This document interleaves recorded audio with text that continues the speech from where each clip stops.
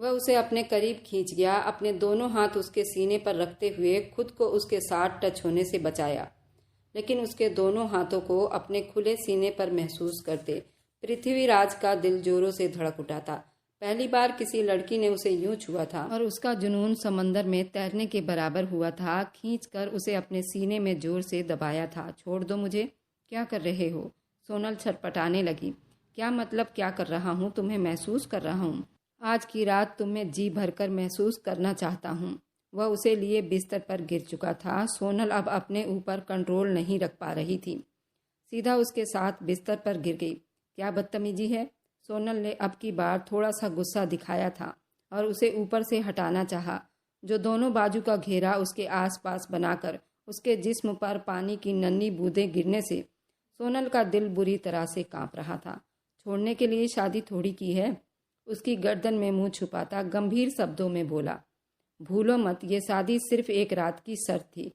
पृथ्वी ने गुस्सैली आंखों से उसे देखते हुए उसके गुलाबी होंठ पर उंगली रखी। तुम मेरी हो और सिर्फ पृथ्वीराज की रहोगी, वे अब खुमारी भरे शब्दों में बोला। सोनल की सांस रुक गई। उसको यूं बेबाकी करते वो बड़ी आश्चर्य से देखने लगी। पृथ्वीराज के चेहरे पर एक मुस्कान उभरी। उसने एक पल में पोजीशन चेंज की थी। अब वह नीचे और पृथ्वीराज ऊपर होते उसके दोनों तरफ हाथ रखते उसके चेहरे पर झुका था। सोनल अपने दिल को संभालती अपनी आंखें मीच गई। उसे भी पृथ्वी की मोहब्बत भरी इस अदा पर तड़प कर प्यार आया था। पृथ्वीराज ने उसके नरम नाजुक गालों पर हाथ फेरा तो वह गहरी सांस भरकर रह गई थी। वह चाह कर भी अब उसका हाथ पीछे नहीं हटा पा रही थी। धीरे से उसके सर के पीछे हाथ ले जाते उसका चेहरा ऊपर को उठाया। सोनल ने बेड शीट को बड़ी जोर से मुट्ठियों में दबोच लिया। सोनल प्लीज अपनी आंखें खोलो, धीरे से बोला। लेकिन सोनल अपने दिल की धड़कनों को संभालती या उसकी मोहब्बत को सहती। पृथ्वीराज अब की बार अपना गाल उसके चेहरे के साथ बड़ी जोर से रगड़ा तो सोनल ने आंखें खोलकर उसे बड़ी जोरों से घूरा था। पृथ्वीराज के चेहरे पर एकदम मुस्कान छा गई थी और जल्दी से अब वह उसके होठों पर झुका था। सोनल का दिल ही दहल कर रह गया था। आंखें फैलाए अब पृथ्वीराज को अपने ब्यूटी बोन पर झुके हुए आंखों को देख रही थी, जो उसके होठों पर अब उसके ब्यूटी बोन पर झुका उसकी सांसें खींच रहा था। सोनल ने घबराकर सांस लेने के लिए अपना मुंह खोला, लेकिन पृथ्वीराज ने अपनी सांस छोड़ते हुए उसकी सांसों को महसूस कर रहा था और अब उसे पूरा बेबस कर दिया। वह उसके कंधे पर अपना नाखून गाड़ गई थी, लेकिन उसके होठों को लिपटा मदहोश होता सब कुछ भुला दिया। दो आंसू टूटकर उसके गालों पर गिरते हुए गहरी सांस लेती पृथ्वीराज अब उसका होंठ अपने होठों से चूमता जरा सा पीछे हटा था और उसका लाल भुभुक का चेहरा देखते अपने होंठ दांतों तले कुचल गया। वह गहरी सांस भरकर रह गई थी। प्लीज पीछे हटो, मुझे सांस लेने दो। लंबे लंबे सांस ले रही थी। पृथ्वीराज उसकी गर्दन पर अपने होंठ रखे उसे अपनी सांसों में महकाने लगा था। सोनल आंखें मीचे उसका प्यार बर्दाश्त करती अब रो देने वाली थी। इस तरह बेबाक होगा उसे बिल्कुल भी अंदाजा नहीं था।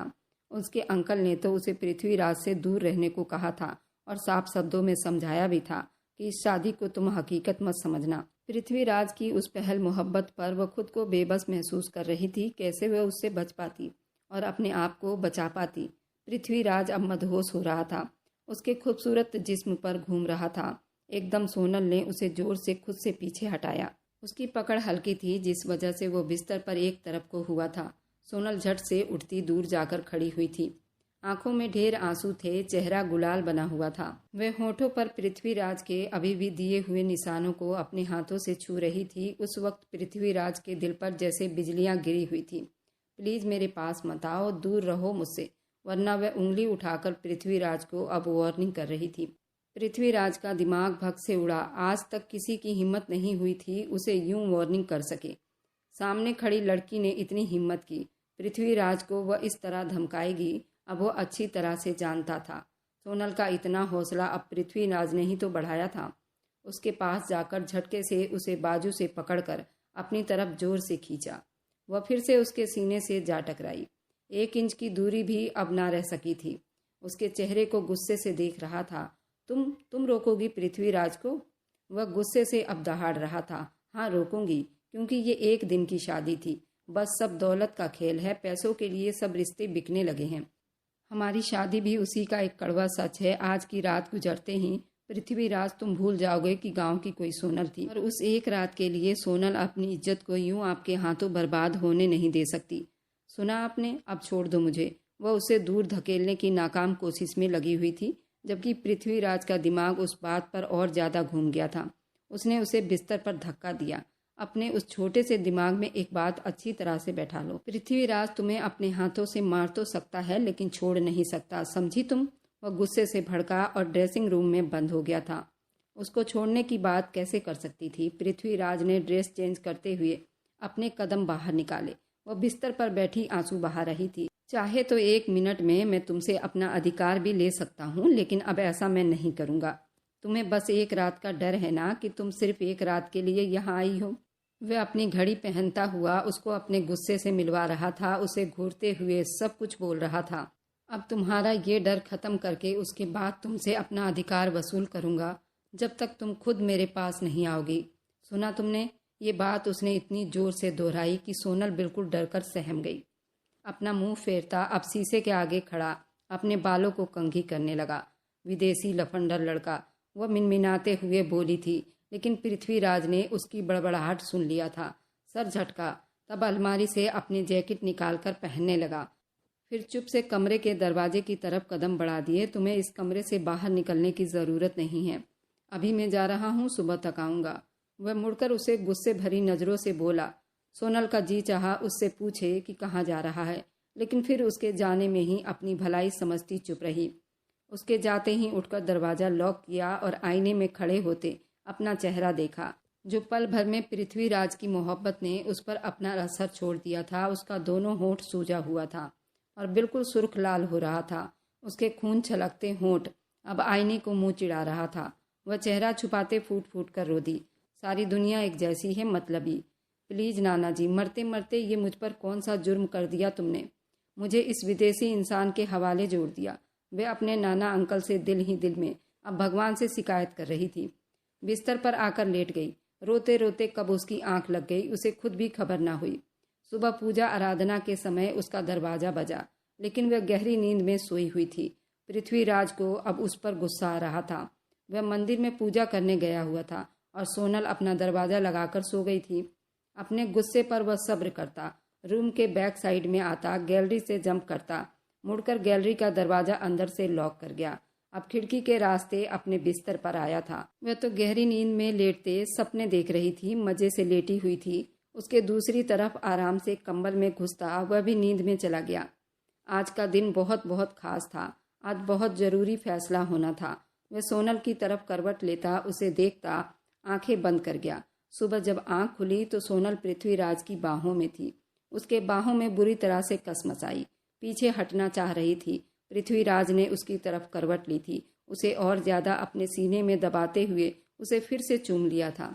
छोड़ो विदेशी लड़के। सोनल को फिर से रात का मंजर याद आने लगा, जब उसने उसके होंठों पर जुल्म ढाया था। उसके आनाकानी करने पर सोनल गहरी नींद से जाग चुकी थी। उसे अपने ऊपर इस तरह फिदा होते बुरी तरह घबरा गई थी। क्या बोल रही हो विदेशी लड़का? उसके चेहरे के पास चेहरा करते फिर से खुमारी भरे शब्दों में बोला। तुम सही कह रही हो, मैं विदेशी लफंडर नहीं, अब ठरकी भी हूँ। सोनल ने माथे पर बल डालते अपनी कलाई छुड़वाते तड़प कर जवाब दिया। पृथ्वीराज का ठहाका गूंजा।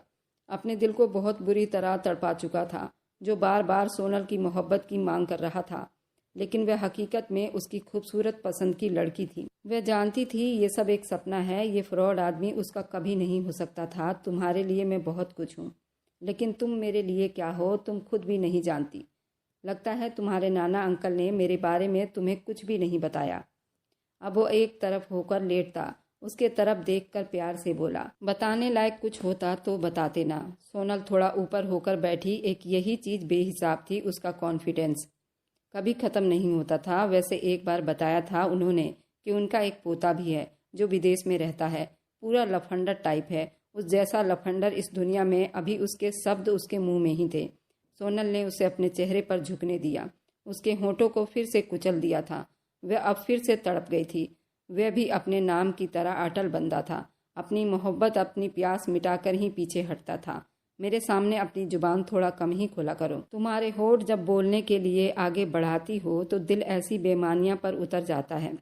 उन्हें थोड़ा कम ही खोला करो, वरना खा जाऊंगा इन्हें। इन होठों का पाउट बनाकर फिर से गहरी किस करता पीछे हटता। सोनल के होठों को अब जगह जगह कट भी लगा चुका था। तुम एक नंबर के बेशरम इंसान हो। गुस्से से उसे देखकर बोली थी, पृथ्वीराज मुझे छोड़ दो, तुम पृथ्वीराज की मोहब्बत हो। आज वसीयत का फैसला होना भी बाकी है, एक तूफानी पहाड़ जो सब पर गिरने वाला है। पृथ्वीराज की बात पर सोनल ने उसे घूर कर देखा। क्या मतलब? तुम जानते हो वसीयत में क्या है? वह उठकर उसके पास आते शक से बोली, तुम फिर वही गलती दोहरा रही हो मेरी प्यारी मनमोहिनी। फिर कोई गलती कर जाऊंगा तो मुझसे शिकायत मत करना। उसके होठों के तरफ इशारा करते हुए गहरी नजरों से उसे देखते अपना ड्रेस अलमारी से निकालते रुका था। सोनल उसका यूं खुला जिस्म देखकर पीछे हट गई थी। वह मुस्कुरा रहा था। ठहाका लगाता बाथरूम में घुस गया। सोनल अब टेढ़ा मेढ़ा मुंह बनाती उसकी नकल उतारते हुए वहीं बैठ गई। कितना बेशरम इंसान है, रात से मेरे होठों के इसने चूरमा बनाकर रख दिया है। बेशरम, इन होठों के पीछे ही पड़ा हुआ है। इतना लिहाज नहीं है। अभी नाना अंकल को गए हुए सिर्फ 2-3 दिन बीते हैं, सभी भूल गए उन्हें। I miss you Nana uncle जी। वह उठकर अब अपने कमरे की खिड़की की तरफ आ गई और बाहर गुस्से से देखती हवाओं ने सुबह से बसेरा किया हुआ था। आज वसीयत खुल जानी थी, फिर अंकल मुझे यहाँ से अपने साथ ले जाएंगे। वह इन बातों को सोचती रो रही थी। क्या खेल ने मेरे साथ इश्क ने खेला है? क्या गम का समा होगा? दिल कल भी मेरा अकेला था, दिल आज भी मेरा अकेला रह जाएगा। हम तिनके जैसे फिरते रहे, ये कैसा ठोकर खा बैठे। एक बार फिर वकील साहब हवेली में पहुंच चुके थे। इस बार उनके हाथ में वसीयत की फाइल थी, जिसे आज वह सबके सामने पढ़कर सुनाने वाले थे। सभी अपनी अपनी जगह पर पोजीशन संभाले सांस रोके उन्हें देख रहे थे, सिवाय पृथ्वीराज के, जैसे उसे कोई फर्क नहीं पड़ने वाला था। सोनल अपने होंठ काटती बेकाबू बेचैन हो रही थी। जैसा कि खानदान के हिसाब से पृथ्वीराज और सोनल की शादी हो चुकी थी, अब वसीयत को खोलने का वक्त भी आ गया था। वकील साहब ने बड़े प्यार से वसीयत खोली। उन्होंने पढ़ना शुरू किया। सब उनकी बातों को बड़े गौर से सुन रहे थे। पृथ्वीराज सोनल की शादी के बाद, इस वसीयत के हिसाब से मेरी सारी जायदाद, बैंक बैलेंस, जमीन, अपना बिजनेस, सब कुछ मैं अपनी इकलौते पोते उसकी पत्नी सोनल के नाम करता हूँ। ये दोनों मेरी जायदाद के केयर टेकर होंगे तब तक जब तक कि उनकी औलाद नहीं हो जाती। जैसे ही उनकी औलाद होगी, ये सब कुछ उसके बालिग होने पर बच्चों के नाम ट्रांसफ़र हो जाएगा। लेकिन अगर औलाद होने से पहले ही वो अलग हो जाते हैं तो मेरी सारी जायदाद ट्रस्ट को दे दी जाए। वकील साहब ने ये सब पढ़कर चश्मा ठीक किया, सबके तरफ देखा। यशवर्धन और उनके दोनों भाइयों के तो होश ठिकाने लग गए थे। सोनल बिल्कुल हैरान होती पृथ्वीराज की तरफ देख रही थी, जो साइड में मुट्ठी बनाए बहुत सुकून से वकील साहब की बातें सुन रहा था। सोनल के देखने पर उसने एक आंख दबाई, उसकी तरफ मुस्कुराकर देखता ठहर गया। उसके हिलते होठों से अंदाजा लग गया था कि उसने क्या कहा। वकील साहब, शायद आप वसीयत का कुछ हिस्सा छोड़ गए हो। वकील साहब को गहरी सोच में डूबा देखकर पृथ्वीराज ने उन्हें चौंका दिया, तो वह अपना चश्मा ठीक करने लगे। पृथ्वीराज अपनी जगह से उठ खड़ा हुआ। सबकी नजरें उसी पर टिक गई। आपने ये तो बताया ही नहीं कि अगर दोनों में से किसी एक को कुछ हो जाता है तो इस सूरत में जायदाद का सीन क्या होगा। यही वो बात थी जिसे वकील साहब पढ़ भी नहीं रहे थे, लेकिन पृथ्वीराज के पूछने पर अब उन्हें बताना भी पड़ा। जी, अगर आप दोनों में से किसी एक को भी कुछ हो जाता है तो सारी जायदाद ट्रस्ट के नाम ट्रांसफ़र हो जाएगी, और अगर दोनों को कुछ हो जाता है तो भी जायदाद ट्रस्ट के नाम ही जाएगी। मतलब अगर मैं मर जाता हूँ तो सारी जायदाद ट्रस्ट में ही जाएगी। पृथ्वीराज ने अब पूरी जांच पड़ताल कर ली थी। वकील साहब ने सिर हाँ में हिलाया। तो गोल्डन चांस है तुम सब के लिए। ये कहते हुए पृथ्वीराज एक तरफ से मुस्कुराया, जबकि यशवर्धन उसे घूरते हुए अपने भाइयों को देखने लगे। ठीक है वकील साहब, आप जा सकते हैं। पृथ्वीराज ने उन्हें दरवाजे तक छोड़ा। सबके तरफ देखकर बोला, पहले शादी का ड्रामा रचाया, अब ये साजिशें जो आप सब मिलकर रच रहे हैं। क्यों भाई साहब, सही कह रही हूँ ना? पृथ्वीराज गुस्से से अब अपने पिता और अंकल को देखने लगे। सभी ने अपना अपना सिर झुका लिया। पृथ्वीराज ने सोनल की तरफ कदम बढ़ाए। मैं फैसला लेने में आज़ाद हूँ, ठीक है? इसी तरह तुम भी फैसला लेने में आज़ाद हो। अभी इसी वक्त फैसला लो। तुम्हें जो भी फैसला लेना है। उसकी आंखों में आंखें डालकर गंभीरता से बोला। सोनल ने एक नज़र अपने अंकल पर डाली। किसी के प्रेशर में फैसला मत लेना, अपनी मर्जी से और अपने दिल की सुनकर लो। अगर तुम्हें भी इस जायदाद का लालच है तो ज़रूर पहले सोच लेना, फिर डिवोर्स का फैसला लेना। मुझे पहले से ही पता है क्या प्लान होगा।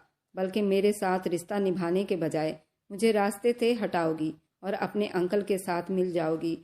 पृथ्वीराज की सीधी बातों पर सोनल की पलकें कांप गई। मतलब ये सब जानता था, लेकिन सारा इल्ज़ाम वह उस पर कैसे डाल सकता था। सोनल अब बुरी तरह से चिढ़ गई थी। 1 मिनट, आप तो सारा इल्ज़ाम मुझ पर और अंकल पर डाल रहे हो, जबकि उसमें बराबर के हिस्सेदार तुम्हारे पिता भी हैं और सभी घर वाले जिनको जिनको दौलत की लालच है। और आपका परिवार क्या दूध का धुला है? वह गुस्से में बोली। ए फालतू लड़की, यशवर्धन गुस्से से बोले। जो बोलना है साफ साफ बोलो। पृथ्वीराज ने पिता को नज़रअंदाज करते हुए सोनल से कहा। अगर सुनना ही है तो सुनिए। मेरे अंकल जी के दिल में लालच आपके पापा ने जगाया था।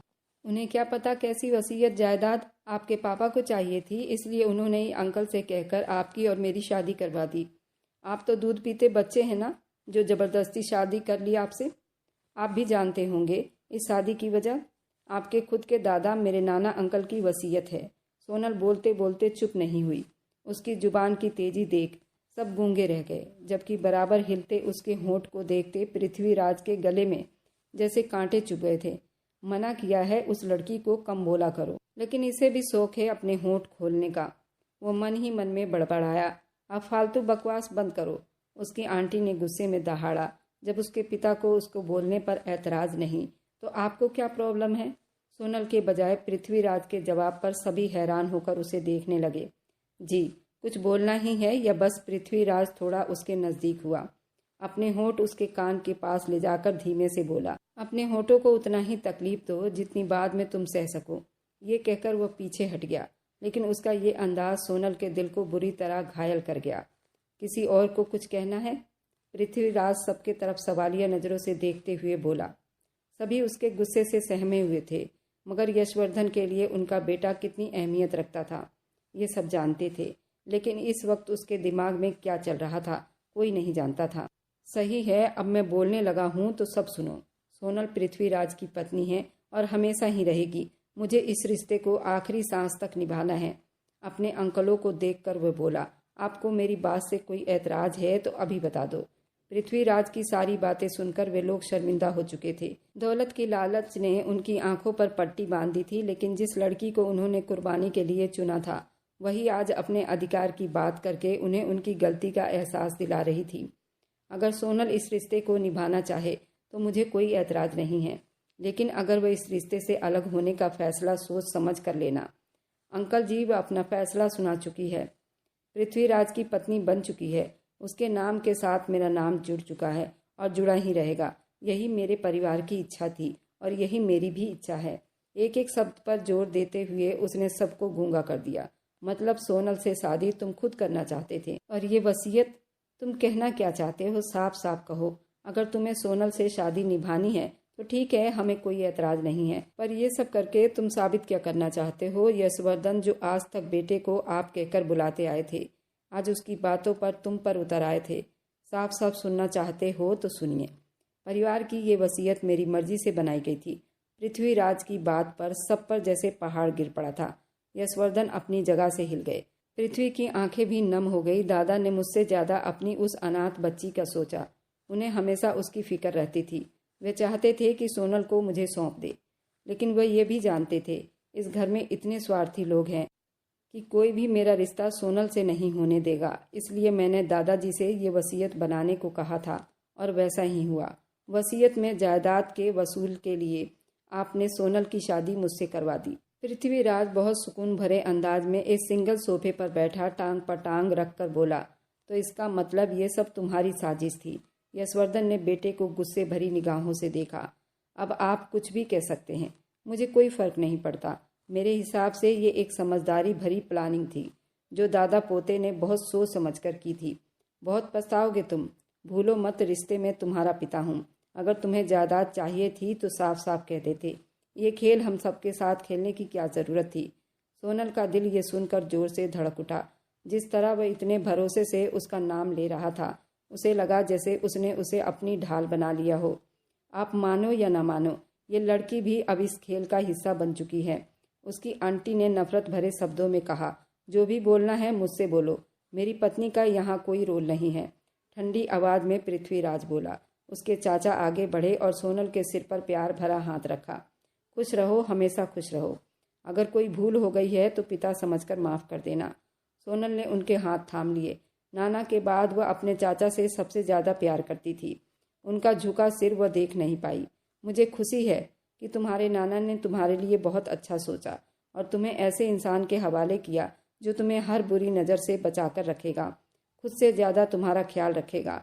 उनके भरोसे भरे शब्द पर सोनल ने अपने होंठ भींच लिए। अपने पति पृथ्वीराज को देखा, जो अब बहुत गहराई से उसके चेहरे को देख रहा था। देर हो रही है, अब मुझे चलना चाहिए। सोनल के चाचा सबसे माफ़ी मांगते हुए अपने बड़े भाई यशवर्धन की तरफ मुड़े। वक्त रहते आप भी समझ जाइए भाई साहब, और इस दौलत के पीछे भागना छोड़ दीजिए। भगवान के सामने खाली हाथ जाना होगा, सिवाय अपने कर्मों के हम कुछ भी नहीं ले जा सकते। तुम जा सकते हो। यशवर्धन ने गुस्से में उन्हें जाने को कहा। भगवान आपको भी समझ दे। ये कहकर वह चले गए। अफसोस होता है कि तुम मेरे बेटे हो। यशवर्धन भड़क उठे। अपने ही पिता को धोखे में रखा। भाई साहब बस कीजिए, जो होना था हो गया। अब इस रिश्ते को अपनाने के अलावा कोई और रास्ता नहीं है। दिल बड़ा कीजिए। लेकिन यशवर्धन ने गुस्से से सब कुछ चुप करा दिया और पृथ्वीराज के पास आकर खड़े हो गए। तुम्हें अभी इसी वक्त इन डिवोर्स पेपर पर साइन करने होंगे। तुम्हारी मरी हुई माँ ऐसा कभी नहीं चाहती कि तुम किसी ऐसे परिवार की लड़की से शादी करो। वाह पापा, माँ के जिंदा रहते आपने कभी हमारी खबर ना ली। दूसरी पत्नी के साथ अय्यासी करते रहे और आज मेरी शादी पर ज्ञान देने लगे हो। पृथ्वीराज ने मुट्ठियाँ कस ली। सोनल मेरी पत्नी है, उसका नाम मेरे नाम से जुड़ा है। उसे मेरे अलावा किसी और पहचान की ज़रूरत नहीं है। उसका परिवार सिर्फ पृथ्वीराज है। उसका ये जुनून देखकर सब चुप रह गए। अगर तुम्हें उस लड़की से रिश्ता रखना है तो इस घर से चली जाओ, वरना क्या? पृथ्वीराज ने आंखों में आंखें डालकर कहा। भूलिए मत पापा, दादाजी ने ये सब मेरे नाम कर दिया है, इसलिए मुझे और मेरी पत्नी को यहाँ से कोई भी नहीं निकाल सकता। आपके पिता ने आप सबको उनके हिस्से का जमीन दिया था। अब अपनी कमाई जायदाद वह जिसे चाहे दे सकते हैं। दांत चबाते हुए उसने कहा, आप लोग जितना लड़ना है लड़ लीजिए। मेरे सिर में अब बहुत दर्द हो रहा है, मुझे आराम चाहिए। ये कहकर वह सोनल का हाथ थामे अपने कमरे की तरफ बढ़ गया। पीछे हवेली में अब भी बहस चल रही थी। यशवर्धन को उनके भाई समझाने की कोशिश कर रहे थे। पृथ्वीराज जवान खून था, परिवार का इकलौता वारिस। उसके खिलाफ नहीं जाए, बल्कि प्यार मोहब्बत से उसे हैंडल करे। अब हमारे पास कोई ऑप्शन भी नहीं बचा। मुझे क्यों लेकर आए हो रूम में? सोनल घबराते हुए बोली थी, जबकि दरवाजे को उसका लॉक लगाना सोनल के अपने आसपास खतरे की घंटी बजती हुई दिखाई दे रही थी। बिस्तर पर आओ, सिर दबाओ मेरा। बिस्तर पर लाते उसे हुक्म देने लगा था। मैं तुम्हारी कोई नौकरानी नहीं हूँ। पृथ्वीराज के घूरने पर उसके शब्द मुंह में ही दम तोड़ गए थे। पूरे 8 साल बड़ा हूँ तुमसे, आप कहकर बुलाया करो मुझे। और अब चुपचाप यहाँ आ जाओ, वरना मैं उठकर तुम्हारे पास आया तो हर शब्द बोलने की सजा दूंगा। अब उसको इस तरह बोलकर बुरी तरह से डरा गया था। सोनल हाथों की उंगलियां मोड़ते हुए उसके पास आकर बैठी। पृथ्वीराज ने उसके हाथ में सर रखा। सोनल धीरे धीरे उसका सर दबाने लगी, जबकि दिल पसलियां तोड़कर बाहर आने को बेताब बैठा था। तुम्हें मेरे साथ खुशी नहीं हुई? सोनल आंखें मूंदे धीरे शब्दों में पूछा। पता नहीं, वह साफ शब्दों में बोली तो वह सीधा होकर उसके गोद में सर रखकर लेट गया, उसके दोनों हाथ अपने सीने पर रखे। मुझे तुम हमेशा अपनी आंखों के सामने चाहिए सोनल। सोनल, जब दादा ने तुम्हारी पिक्चर सेंड की उसी वक्त मैंने अपना सब कुछ मान लिया था। उसके हाथों को चूमता बड़े प्यार भरे शब्दों में बोला। सोनल का दिल फिर से घबराया। वो बहुत खौफनाक लग रहा था। सोनल दिल ही दिल में उसे नया नाम दे चुकी थी। मेरा प्यार करना क्या तुम्हें बुरा लगता है? वह उसको देखते खुमारी भरे शब्दों में बोला। आपको अपने पापा से इस तरह बदतमीजी से बात नहीं करनी चाहिए थी। वह उसका नरम शब्द देखती पहली बार उसे आप कहकर बात कर रही थी। उसके शब्द में अब बहुत मान सम्मान झलक रहा था। पृथ्वीराज के चेहरे पर मुस्कुराहट फैली थी। चलो नेक्स्ट टाइम थोड़ी कम बोलूंगा। वह उसके सिर के पीछे हाथ रखे उसका चेहरा अपने ऊपर झुकाए, उसके होठों को अपने होठों में जकड़ गया। सोनल का दिल उछलकर फिर से गले में आया। बेशरम इंसान। उसके पीछे हटते उसे गुस्से से घूरते बोली, इतना बोलो जितना सह सको। आप तो हाथ धोकर मेरे होठों के पीछे ही पड़ गए हो। वह रोनी सी शक्ल बनाती हुई बोली, अरे पहले बताना था ना, होठों के अलावा भी बहुत सी जगह फोकस की हुई है मैंने। वहां पर सोनल ने उसके होठों पर हाथ रखते उसे चुप करवाया, जबकि चेहरा पल में लाल हुआ था। आई एम सॉरी मेरी पत्नी, अब मैं तुम्हारे हर जिस्म को अपने फोकस में लूंगा। वह उसके बिस्तर पर लिटाते उस पर पूरी तरह से हावी हो चुका था। वो मुझे डर लग रहा है, ऐसे मत करो। वह घबरा गई। घबराना बनता भी है, ये कहते के साथ वह लाइट डिम करता उसकी गर्दन पर मुंह छुपा गया। वह आनाकानी करती उसे पीछे करने में बेहाल होती रही और सिसकियां भरने लगी। पृथ्वीराज के मुंह जोर जज्बातों के आगे अपने आप को सौंप गई। अब वह धीरे धीरे उसके धड़कनों से होते हुए उसके ब्यूटी बॉन्ड पर पहुंच चुका था, जो उसकी नज़रों में कब से फोकस बनाया हुआ था। उसके सूट को ऊपर करता वह उस पर बुरी तरह से चिपक गया था। सोनल अपना हाथ सूटों में फंसाए बुरी तरह से परेशान हो रही थी। पृथ्वीराज को कभी अपने होठों से हटाने की कोशिश करती तो कभी अपने ब्यूटी बॉन्ड से, लेकिन वे आदमी टच से मस नहीं होता, और ऐसे करते ही अब उसको इतना बेहाल कर चुका था कि अब वह हार मानती आहें भर रही थी। वह पिछले 2 दिनों से उसके होठों का बुरा हाल बना चुका था, अब तो उसके ब्यूटी बॉन्ड को पूरा लाल कर चुका था। उसके बैली बटन को चूमता हुआ उसे चीखने पर मजबूर कर दिया था। उसकी चीखें तेज करता धीरे धीरे उसके अंदर समाता उसकी सिसकियां भी तेज कर गया था। सारी रात उसके कमर का बुरा हाल कर चुका था। वह उसे उम्र में 10 साल छोटी थी, लेकिन उसकी भी ग्रेजुएशन कंप्लीट हो गई थी। वह विदेश में ज़रूर रहता था, लेकिन आज तक किसी लड़की को अपने इतने करीब नहीं किया था जितना कि उसने सोनल को अपने दिल में बसा चुका था। आज तो उसे वो पूरा मिल चुकी थी, तो क्यों ही उसे जाने देता। आज पूरी रात उसको सुहागन बना चुका था, उसे चूमता हर जगह से लाल कर चुका था, खुद भी दीवाना हुआ था। वह वसीयत तो नकली थी, सिर्फ शादी के लिए बनाई गई थी, क्योंकि उसकी शादी किसी भी कीमत पर पृथ्वीराज से उसके चाचा या उसके पिता नहीं होने देते। उसके दादा ने तो पहले ही सबके हिस्से की ज़मीन और जेवरात सबको दे चुके थे। हाँ, कागज उनके हाथ में नहीं था, वकील के हाथ में था। वकील को अपने साथ मिलाकर उसने नकली वसीयत बनवाई थी, जो सिर्फ शादी के लिए बनवाई गई थी। आज मैं अपने मिशन में कामयाब हो गया था। सोनल एक अनाथ बच्ची थी। पृथ्वीराज की इकलौती बुआ ने उस लड़की को गोद लिया हुआ था। उनकी खुद की कोई औलाद नहीं थी, लेकिन उनका एक एक्सीडेंट में मृत्यु होते ही उन्होंने अपनी गोद ली हुई बेटी को अपने पिता के हवाले सौंप गई थी। उसके दादा ने उसे पढ़ने के लिए अपने मझले बेटे जनार्दन को सौंपा था, और उसका पूरा खर्च वह अपने पास से ही भेजा करते थे। कहने को वह सिर्फ पढ़ाई करने के लिए उनके पास थी, लेकिन उसका अपना दिल का हाल सुनने वाला कोई नहीं था, सिवाय उसकी सहेली तन्वी की, जो उसकी पक्की सहेली थी। वही उसका ख्याल रखती थी। सोनल अपने पति के साथ विदेश में शिफ्ट हो गई थी। अब उसने एक प्यारे से बेटे को जन्म दिया था। सोनल को हर रात जैसे सुहाग रात जैसे लगती थी। वह उसे इतना मोहब्बत करता था, इतना बेकाबू कर देता था, वह भी दीवानी हो जाती थी और पृथ्वीराज से अपने आप को छुपाती रहती थी। हर रात उसके कमर को हिलाकर बुरा हाल कर देता, सुबह उसी कमर में मालिश करता, उसका इतना ख्याल रखता था कि वो पागल हो जाती थी। पृथ्वीराज ने उसको हर चीज़ की आज़ादी दी हुई थी। वह बाहर अपनी मर्जी से आ जा सकती थी, जॉब कर सकती थी, लेकिन सोनल ने जॉब करना अच्छा नहीं समझा। उसके पास उसका छोटा सा बच्चा था, जिसे माँ की बहुत ज़रूरत थी। बच्चा सोनल का आंखों का तारा था, जिसे वह देखकर जीती थी।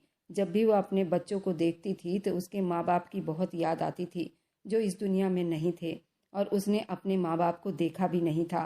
पृथ्वीराज उसे बड़े प्यार से समेटता था। ये थी पृथ्वी और सोनल की प्रेम कहानी। आप लोगों को कैसी लगी मुझे कमेंट में ज़रूर बताना, और मेरी वीडियो आप लोग जहाँ कहीं से भी देखते हैं, कमेंट में अपने शहर और राज्य का नाम ज़रूर बताएं। मुझे आप लोगों के कमेंट पढ़ने में बहुत आनंद आता है, और उन सभी का मैं बहुत बहुत धन्यवाद करना चाहती हूँ, जो लोग मेरी वीडियो को देखते हैं, लाइक करते हैं और शेयर करते हैं। अगर आपको आज की कहानी पसंद आई है तो मेरी वीडियो को ज़रूर लाइक कीजिएगा और अपने दोस्तों के साथ शेयर भी कीजिएगा। और हाँ, अगर आपने अभी तक हमारे चैनल को सब्सक्राइब नहीं किया है तो ज़रूर सब्सक्राइब कर लें। मिलते हैं हम अपनी कल की एक और नई दिलचस्प कहानी के साथ। मुझ पर सदा अपना प्यार और स्नेह बनाए रखें। सभी को मेरा प्यार भरा नमस्कार दोस्तों। खुश रहें, स्वस्थ रहें, मस्त रहें।